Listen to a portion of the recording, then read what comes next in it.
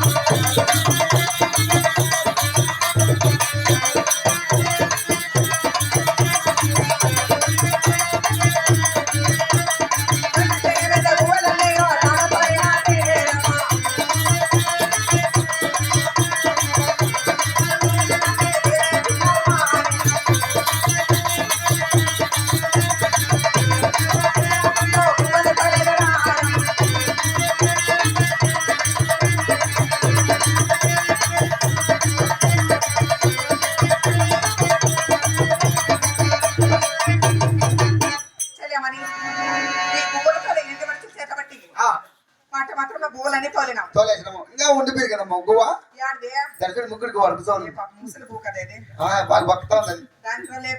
లేపి చేస్తేనే బాగా తరిమేద్దాం పెట్టెట్టుకుని దంచేద్దాం.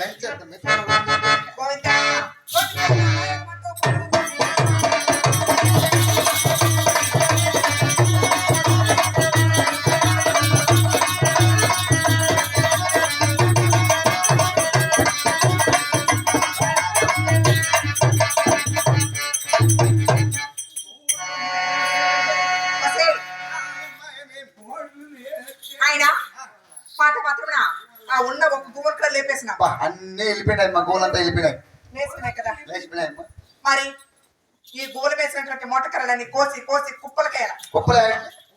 కుక్కలకి ఏం చేయదమ్మా? కుక్కలు కాదు, కుప్పలు అంటే వాది కట్టి వాదులు పెట్టాల కోసి కోసి. మళ్ళీ అవుట్లు ఏం చేసేది చెప్తాను విను. సరే చెప్పు.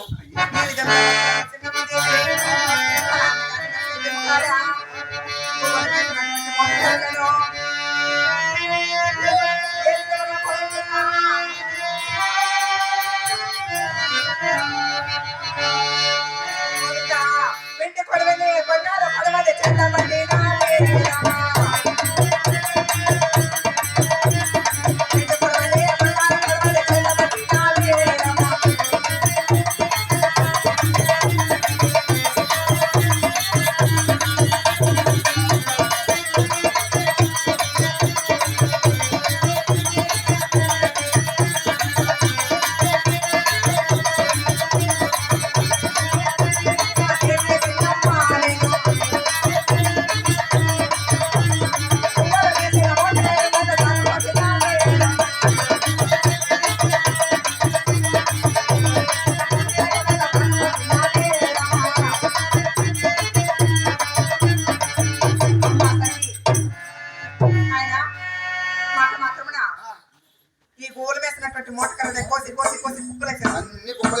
మరి ఇప్పుడు ఈ బెండ్లు చేసి బెండ్ల రథం తయారు చేద్దాం.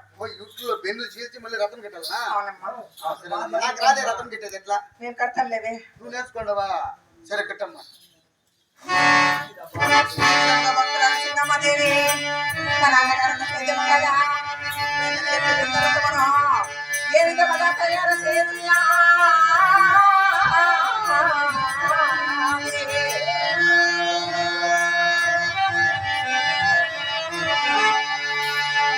గోవిందా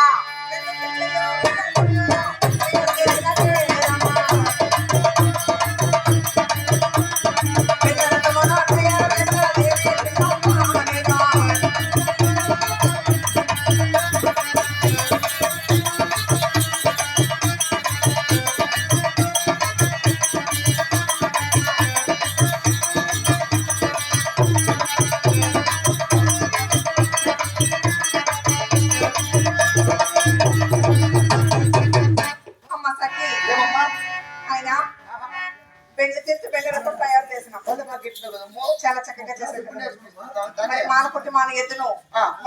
మట్టితో మట్టి ఎద్దును కూడా తయారు చేయాలి. మాన కొట్టాలంటే మాన ఎదుగు ఉళ్ళు చెంపు కావాలమ్మా. అన్ని ఉన్నాయా? బాడీలు కూడా కావాలా?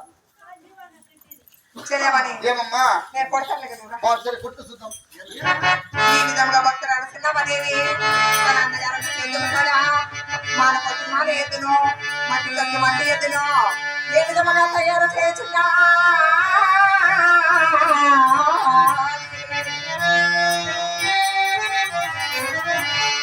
గోవిందా మన మట్టిలో మన ఎద్దును తయారు చేసినదే రమ్మ.